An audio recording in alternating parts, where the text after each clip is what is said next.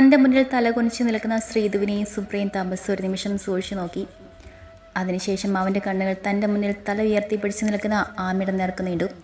പാലും കുലുങ്കലും കേളൻ കുലുങ്ങില്ലെന്ന മട്ടിൽ നിൽക്കുന്നവളെ കണ്ടതും അവൻ്റെ ചുണ്ടിൽ അറിയാതെ തന്നെ ഒരു പുഞ്ചിരി വിടർന്നു. അപ്പോൾ ശ്രീധു ആൻഡ് സുപ്രിയ, പറയൂ, എന്താണ് അവിടെ സംഭവിച്ചത്? ആത്മീയ അവിടെ വെച്ച് പറഞ്ഞതിൽ എന്തെങ്കിലും സത്യമുണ്ടോ? അവൻ ആമിയുടെ മുഖത്തേക്കൊന്ന് പാളി നോക്കിക്കൊണ്ട് അവരോടായി ചോദിച്ചതും തൻ്റെ ചോദ്യം ഇഷ്ടപ്പെടാത്തതുപോലെ തന്നെ തുറച്ചു നോക്കിക്കൊണ്ട് നിൽക്കുന്നവളെ കണ്ട് അവൻ ചിരി പൊട്ടി. അത് സാർ, ഞങ്ങൾ നിന്ന് ബബ പഠിക്കാനല്ല പറഞ്ഞത്. അവൻ അവിടെ നേരെ അലറിയതും ശ്രീധുവും സുപ്രിയയും പേടിയുടെ മുഖം കുനിച്ചു നിന്നും. ആമയാണെങ്കിൽ പെട്ടെന്നുള്ള അവൻ്റെ ഭാവമാറ്റത്തിൽ പകച്ചുകൊണ്ട് അവനെ വായും തുറന്ന് നോക്കി നിന്നു.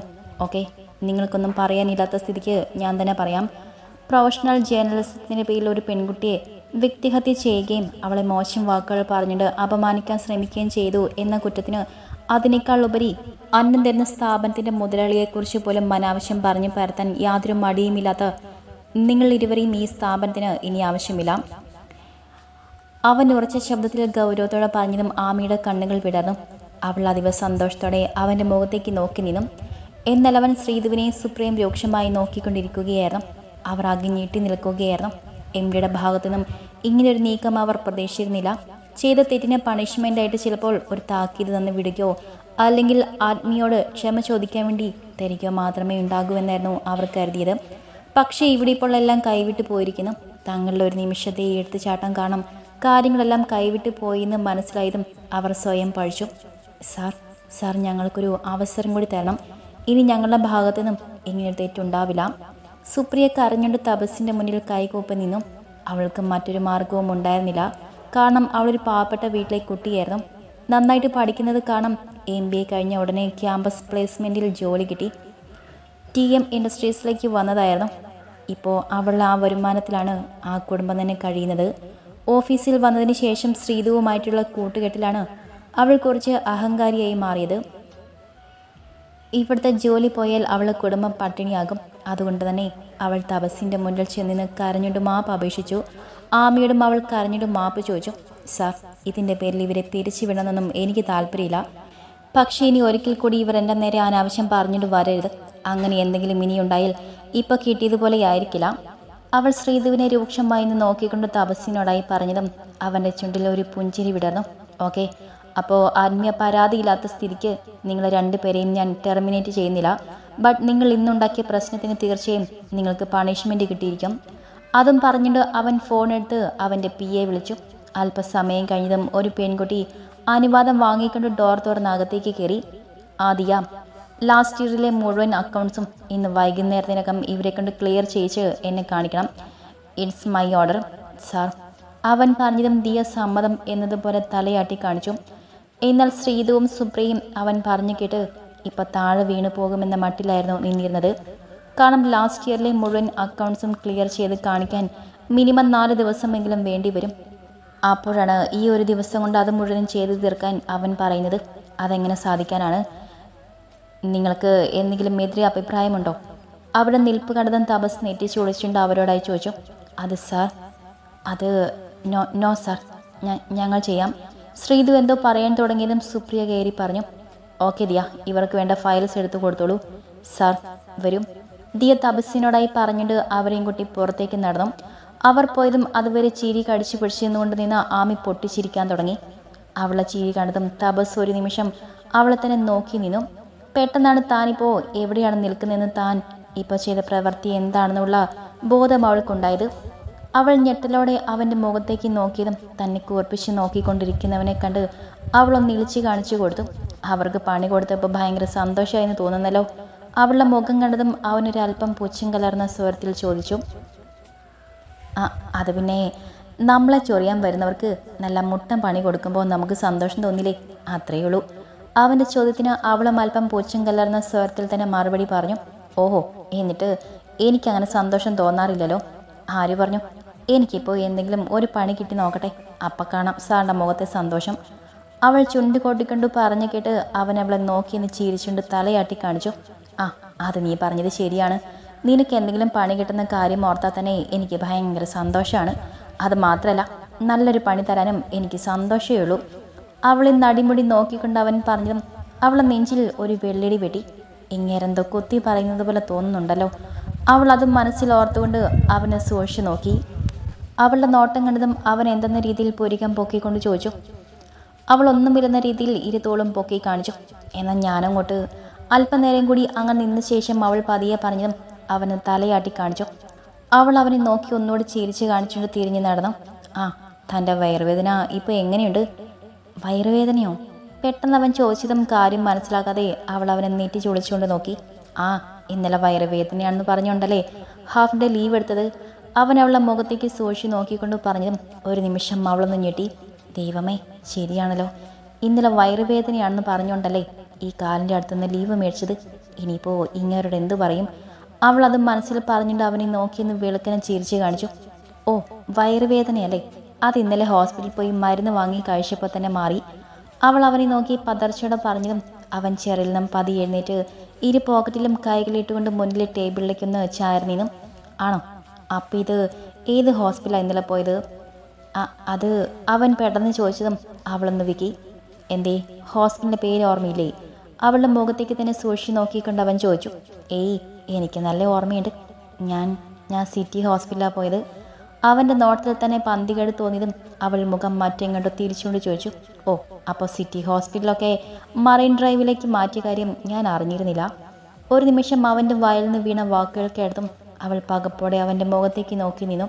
ഈശ്വര, ഞാൻ ഇന്നലെ മറൈൻ ഡ്രൈവിലാണ് പോയതെന്ന കാര്യം ഈ കാലിനെങ്ങനെ അറിഞ്ഞു? ഓ, ഇനി ഇതിൻ്റെ പേരിൽ ഇങ്ങനെ വറുത്തു കോരുമല്ലോ എൻ്റെ ഭഗവതി. അവൾ മനസ്സിൽ അവനെ പ്രാഗിക്കൊണ്ട് അവൻ്റെ മുഖത്തേക്ക് നോക്കി ഇളിച്ച് കാണിച്ചു കൊടുത്തു. അത് പിന്നെ സാർ, നിനക്ക് അവൾ അവനെ നോക്കി എന്തൊക്കെയോ പറയാൻ ശ്രമിച്ചതും അവൻ ഓരോ സ്റ്റെപ്പുകളായി അവളുടെ അരികിലേക്ക് അടിവെച്ചു. അത് പിന്നെ സാർ, എനിക്കൊരാളെ കാണാൻ. പറഞ്ഞു കഴിയും മുന്നേ അവൾ നിലത്ത് കിടന്ന എന്തിലോ തട്ടി പിന്നിലേക്ക് മറിഞ്ഞു വിടാൻ പോയി. എന്നാൽ അപ്പോഴേക്കും അവൻ്റെ കൈകൾ അവളെ ഇടുപ്പിലൂടെ ചുറ്റിപ്പിടിച്ച് അവനെ നെഞ്ചിലേക്ക് ചേർത്ത് പിടിച്ചിരുന്നു. വീഴാൻ പോയ വെപ്രാളത്തിൽ അവളും അവൻ്റെ ഷട്ടിൽ മുറുക്കെ പിടിച്ചു. കണ്ണുകൾ മുറുക്കി അടച്ചുകൊണ്ട് തൻ്റെ ഷട്ടിൽ മുറുക്കെ പിടിച്ചു നിൽക്കുന്ന ആ പെണ്ണിനെ അവൻ കണ്ണെടുക്കാതെ നോക്കി നിന്നു. പതി അവളും കണ്ണുകൾ തുറന്ന് അവനെ നോക്കിയതും തിളങ്ങുന്ന ആ കറുത്ത കണ്ണുകളായിരുന്നു അവളുടെ കണ്ണിൽ ആദ്യം പതിഞ്ഞത്. ഒരു നിമിഷം പരസ്പരം ഇരുവരുടെയും കണ്ണുകൾ ഇടഞ്ഞതും ചുറ്റുമുള്ളവയെല്ലാം വിസ്മരിച്ചുകൊണ്ട് അവർ അങ്ങനെ തന്നെ നിന്നുപോയി. തപസ് തൻ്റെ മുന്നിൽ നിൽക്കുന്ന പെണ്ണിനെ തന്നെ നോക്കി കാണുകയായിരുന്നു. അവളുടെ മുഖമാകെ അവൻ്റെ കണ്ണുകൾ ഓടി നടന്നു. പളുങ്ക് പോലുള്ള അവളുടെ കുഞ്ഞി കണ്ണുകളും ദേഷ്യം വരുമ്പോൾ വിറയ്ക്കുന്ന അവളുടെ മൂക്കും ഇളം പിങ്കം നിറത്തിലുള്ള അവളുടെ ഇരു കവിളുകളും ചെറിപ്പഴം പോലെ ചുവന്ന് തൊടുത്ത അവളുടെ ചുണ്ടുകളുമൊക്കെ അവൻ കണ്ണെടുക്കാതെ നോക്കി നിന്നു. അവളുടെ മേൽച്ചുണ്ടിനൽപ്പം മുകളിലായി കാണുന്ന കുഞ്ഞു കറുത്ത കാക്കപ്പുള്ളിയിൽ അവൻ്റെ കണ്ണുകൾ ഉടക്കി. ഒരു നിമിഷം അതിൽ നിന്ന് ചുണ്ടു ചേർത്ത് നുണഞ്ഞെടുക്കാൻ അവൻ്റെ ഉള്ളം കൊതിച്ചു. അതിൻ്റെ ഫലമായി അവൻ്റെ മുഖം താഴ്ന്നു വന്നു. ആമിയും അവനെ തന്നെ നോക്കി കാണുകയായിരുന്നു. സാധാരണ കാണുന്നത് പോലെയല്ല, ഇന്നെന്തോ വശ്യമായി സൗന്ദര്യം അവനിൽ തെളിഞ്ഞു നിൽക്കുന്നത് പോലെ അവൾക്ക് തോന്നി. അതുകൊണ്ട് തന്നെ അവളും മറ്റെല്ലാം വിസ്മരിച്ചുകൊണ്ട് അവനിൽ അടിമപ്പെട്ട് നിൽക്കുകയായിരുന്നു. തപസ് വലം കൈ കൊണ്ട് അവളെ ഇടുപ്പിലൂടെ ചുറ്റിപ്പിടിച്ച് ഇടം കൈ പിൻകഴുത്തിലേക്ക് അമർത്തി മുഖം ഒരൽപ്പം മുകളിലേക്ക് ഉയർത്തിക്കൊണ്ട് അവളെ ചുണ്ടിന് മുകളിലായി കാണുന്ന ആ കാക്കപ്പുള്ളിലേക്ക് അവൻ്റെ ചുണ്ടുകൾ ചേർത്ത് വെച്ചു. ഒരു നിമിഷം അവൻ്റെ പ്രവൃത്തിയിൽ അവളൊന്ന് ഞെട്ടിയെങ്കിലും പതി അവളുടെ കണ്ണുകൾ കൂമ്പി അടഞ്ഞു. അവളുടെ ഇരു കൈകളും അവൻ്റെ പുറമേനിയിലും മുടിയിലുമായി അള്ളിപ്പിടിച്ചു. അവൻ നൽകുന്ന ലഹരിയിൽ അടിമപ്പെട്ടതുപോലെ അവൾ അവനെ ഇരു കൈകൾ കൊണ്ട് മുറുക്കെ ചുറ്റിപ്പിടിച്ചു.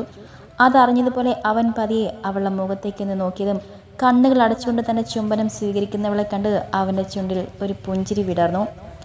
പതിയവൻ അവളുടെ ഇടുപ്പിൽ ഒന്നുകൂടെ മുറുക്കെ പിടിച്ചുകൊണ്ട് അവളെ ഒന്നുകൂടെ തന്നിലേക്ക് ചേർത്ത് പിടിച്ചു. ശേഷം അവളുടെ മേൽച്ചുണ്ട് മൊത്തമായി അവൻ്റെ വായ്ക്കുള്ളിലാക്കിക്കൊണ്ട് അവൻ പതിയെ വന്നുകരാൻ തുടങ്ങി. നിമിഷങ്ങൾക്കകം മേൽച്ചുണ്ടിൽ നിന്നും കീഴ്ചുണ്ടിലേക്ക് അരിച്ചിറങ്ങിയ അവൻ്റെ ചുണ്ടുകൾ അവളുടെ ഇരുതാളങ്ങളും മുഴുവനായി നുണഞ്ഞു തുടങ്ങി. പുളഞ്ഞു പൊങ്ങിയ ആമി അവൻ വിടാതെ മുറുക്കെ പിടിച്ചുകൊണ്ട് ആവേശത്തോടെ ചുംബിച്ചുകൊണ്ടിരുന്നു. അവന് ചുംബന തീവ്രതയിൽ ശ്വാസം കിട്ടാതെ വന്നതും അവൾ പിടഞ്ഞുപോയി. എന്നാൽ ആ നിമിഷം അവൻ ആവേശത്തോടെ അവളെ ഇടുപ്പിലൂടെ ചുറ്റിപ്പിടിച്ചുകൊണ്ട് അവളെ പൊക്കിയെടുത്ത് ടേബിളിന് മുകളിലേക്ക് ഇരുത്തി. അപ്പോഴും അവളുടെ ഇരുതാളങ്ങളും അവൻ നുണഞ്ഞുകൊണ്ടിരിക്കുന്നതിനെയായിരുന്നു. ചുംബന തീവ്രതയിൽ എപ്പോഴോ ഇടുപ്പിൽ മുറുകിയിരുന്ന അവൻ്റെ വലം കൈ ടോപ്പിനുള്ളിലൂടെ അവളെ നഗ്നമായി വയറിൽ അമർന്നതും അവൾ നീങ്ങിപ്പോയി. തള്ളവിരൽ കൊണ്ട് അവളുടെ പൊക്കൽ ചുഴിയുടെ ആളമളന്നതും അവളെ ഇടുപ്പിലൂടെ വിരലുകൾ ഓടിച്ചവൻ അവളെ ഇക്കിളിപ്പെടുത്തിക്കൊണ്ടിരുന്നു. ദീർഘനേരത്തെ ചുംബനത്തിനൊടുവിൽ അവൾ തളർച്ചയോടെ അവൻ്റെ നെഞ്ചിലേക്ക് മുഖം അമർത്തിയതും അവൻ അവളെ മുറുക്കെ പുണർന്നുകൊണ്ട് നിന്നു. തപസ്സിൻ്റെ ക്യാബിലേക്ക് എന്തോ അത്യാവശ്യ ഫയൽ സൈൻ ചെയ്യാനായി ആ സമയം അവിടേക്ക് കയറി വന്ന ആദ്യം അവിടുത്തെ കാഴ്ച കണ്ടതും കണ്ണും തള്ളി വായും തുറന്ന് നിന്നുപോയി. ദൈവമേ, ഞാനിതെന്താ ഈ കാണുന്നത്? തപസ്സും മാമിയും തന്നെയല്ല ഇത്? ഞാൻ സ്വപ്നം കാണുന്നൊന്നുമല്ലല്ലോ. ഈശ്വര, കീരിയും പാമ്പും തമ്മിൽ സെറ്റായോ? അവൻ ആത്മകഥം പറഞ്ഞുകൊണ്ട് ഡോറിൽ പതിയെന്ന് തട്ടി. പെട്ടെന്ന് പിന്നിൽ നിന്ന് ശബ്ദം കേട്ടതും തപസ്സും മാമിയും പിടഞ്ഞുകൊണ്ട് അകന്നു മാറി. വാതിൽക്കൽ കൈയും കെട്ടി ഗൗരവത്തോടെ നിൽക്കുന്ന ആദ്യം കണ്ട തപസ്സിൻ്റെയും മാമിയുടെയും മുഖം വിളറി വെളുത്തു. ആമി പകപ്പോടെ തപസ്സിനെ നിന്ന് നോക്കിക്കൊണ്ട് ടേബിളിൽ നിന്ന് ചാടി ഇറങ്ങി. നിലത്തേക്ക് ചാടിയതും കാലിന് സ്ലിപ്പായി അവൾ വീഴാൻ പോയി. ആ നിമിഷം തന്നെ തപസ്സിൻ്റെ കൈകൾ അവളെ ചുറ്റിപ്പിടിച്ചു. സൂക്ഷിച്ച്, അവൻ പറഞ്ഞു കേട്ട് അവൾ അവൻ്റെ മുഖത്തേക്ക് നോക്കിയ ശേഷം തല കുനിച്ചു നിന്നു. എന്തായിരുന്നു ഇവിടെ? കണ്ണുകൾ കൂർപ്പിച്ചുകൊണ്ട് ആദ്യ ഗൗരവത്തോടെ ചോദിച്ചതും തപസ്സും മാമയും എന്തു പറയണമെന്നറിയാതെ പരസ്പരം ഒന്ന് നോക്കി. അത് പിന്നെ മിയ വീഴാൻ പോയപ്പോൾ. മിയയോ? അവൻ മിയ എന്ന് വിളിച്ച കേട്ട് ആദ്യം നെറ്റി ചൊളിച്ചു. ആമിയിൽ ഞെട്ടലായിരുന്നു. അത് പിന്നെ നീയല്ല, ആമി.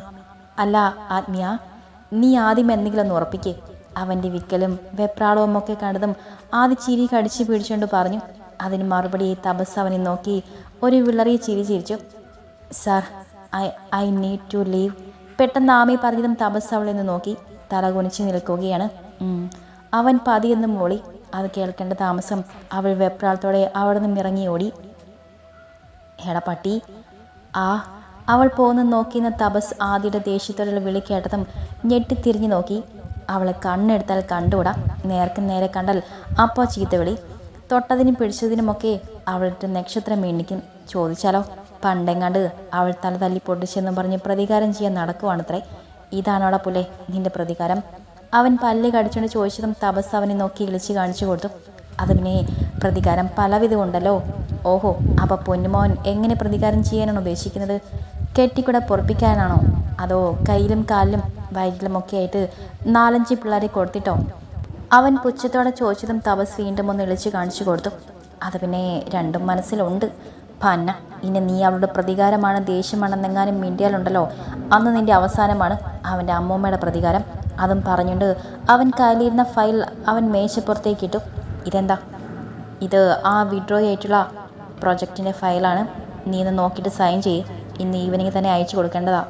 അവൻ അതും പറഞ്ഞപ്പോഴേക്കും തപസ് ചെയറിലേക്ക് ഇരുന്നുകൊണ്ട് ആ ഫയൽ കയ്യിലേക്ക് എടുത്തിരുന്നു. ഫയല് ഓരോ പേജുകളും മറിച്ച് നോക്കുമ്പോഴും അവൻ്റെ കണ്ണിൽ തെളിഞ്ഞു നിൽക്കുന്ന തിളക്കവും ചുണ്ടിലെ പുഞ്ചിരിയും മുഖത്തെ സന്തോഷവുമൊക്കെ ആദ്യ അത്ഭുതത്തോടെ നോക്കി നിന്നു. തപസ്സിൻ്റെ ക്യാബിൽ നിന്നും പുറത്തേക്ക് ഇറങ്ങി ഓടിയ ആമി നേരെ വാഷ്റൂമിലേക്കാണ് ചെന്ന് കയറിയത്. എൻ്റെ മഹാദേവ, നാറി നാണം കെട്ടു. ഇനി ആദിത്യൻ സാറിൻ്റെ മുഖത്ത് ഞാൻ എങ്ങനെ നോക്കും? മിറിന് മുന്നിൽ ചെന്ന് നിന്നുകൊണ്ട് തൻ്റെ പൊട്ടിയ ചുണ്ടിലേക്ക് ചുവന്ന് തൊടുത്ത കവിളിലേക്ക് ഒക്കെ മാറി മാറി നോക്കിക്കൊണ്ട് അവൾ പരിതപിച്ചു.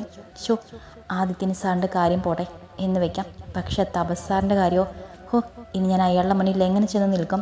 അല്ലെങ്കിൽ തന്നെ എൻ്റെ സ്വഭാവം ശരിയല്ലെന്നാണ് അയാൾ പറയുന്നത്. ഇനി ഇതുകൂടെ ആയപ്പോൾ എല്ലാം തികഞ്ഞു.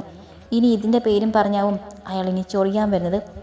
അവൾ അതും പറഞ്ഞുകൊണ്ട് കൈക്കുമ്പിളിൽ അല്പം വെള്ളവും എടുത്ത് മുഖത്തേക്ക് ഒഴിച്ചു. 2-3 ആവർത്തി അങ്ങനെ ചെയ്ത ശേഷം അവൾ മുഖം ഒന്ന് അമർത്തി തുടച്ചു. ശേഷം കണ്ണാടിയിലൂടെ കാണുന്ന തൻ്റെ പ്രതിബിംബത്തിലേക്ക് അവൾ ഒരു നിമിഷം നോക്കി നിന്നു. തപസ്സിൻ്റെ പലകൾ ആഴ്ന്നിറങ്ങിയ തൻ്റെ ചുണ്ടിലെ മുറിപ്പാടിലൂടെ അവൾ പതിയെ വിരലൊഴിച്ചു. എന്തുകൊണ്ടോ ആ നിമിഷം അവൾ ഒരു പുഞ്ചിരി മുട്ടിട്ടു. പതിയെ കണ്ണുകൾ ഉയർത്തി മിററിലേക്ക് നോക്കിയതും തൻ്റെ പിന്നിലായി മാറിൽ കൈയും കെട്ടി ഒരു പുഞ്ചിരിയോടെ തന്നെ നോക്കിക്കൊണ്ട് നിൽക്കുന്നവനെ കണ്ട് അവളൊന്ന് ഞെട്ടി. ത്രിലോക്. അവളെ ചുണ്ടുകൾ മന്ത്രിക്കുമ്പോൾ അവൻ്റെ ചുണ്ടിൽ മനോഹരമായ ഒരു പുഞ്ചിരിയാണ് വിടർന്നു നിന്നത്.